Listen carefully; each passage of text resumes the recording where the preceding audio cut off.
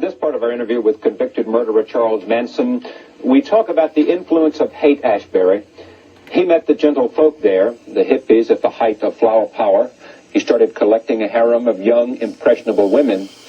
The group later developed into his family, the family that was responsible for the Tate LaBianca murders. All this began to develop when Manson was freed from prison in 1967 and lingered in San Francisco. So when I get back out, and your kids pick me up out of the street and pick me up out of the garbage can, all I want is the little girls. I love them little girls. I'm following little girls around. I ain't got no thought in my mind about nothing. Right. I'm not trying to stop nobody. I'm playing music. I'm free. It took me 22 years to get out of this hallway. This was Haight, Ashbury, 1967. Yeah. They picked me up. They said, kid, 16-year-old kid. I said, where do you sleep? He said, where I lay down? I said, well, don't you have to have an apartment? He said, no, I sleep in the park. I said, how do you do that? He said, sleeping bag. I said, is that right? What do you eat? He said, food.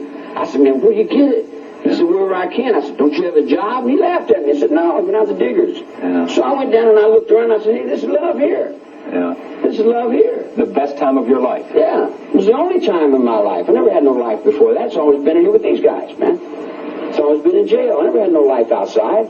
I've been locked up since I was 9 years old. I know, but now you're in 1967, you're in Haight, Ashbury, in San Francisco. I'm free. I'm free. You're free. I got better sense than break the law, man. I'm not going to break no law. If you break the law, you put yourself in jail. You're in Haight, Ashbury, and what's the magnetism of you? Why did they come to you? Why were they attracted to you? Well, those young girls that you were looking for. All right, here's the thing. In the penitentiary, you learn this. All right. Don't lie. Don't lie, man. If someone catches you in a lie, you leave yourself open to get snuffed. And all my life, I've lived in the eye that tell the truth. Pay your debts. Don't get involved in other people's business. Do your number, do your time. And you learn to stand on your own. So I'm walking, I'm standing on my own. People see me standing on my own. Not too many people in your world can do that. But I don't realize that at that particular time. I don't realize how weak and mindless you people are. See, I'm judging you by the people in here. And you're at Haight, Ashbury, and you meet these young women. Young people. And you're playing a guitar, and everything is happy, and there's a lot of love, and you're not lying to them, you're just singing songs, and they're coming to you. What's going on? What's happening? The world was happening. The war was going on. Yeah. All the children wanted to stop the war. Yeah. They wanted peace on earth. Yeah. And they come to me, and they says, well, we want this, this, and this. And I said, okay. And they said, let's go demonstrate. And I said, no, I'm not going to go demonstrate. I'm not going to go get put in jail. And they said, well, wouldn't you give your love to stop the war?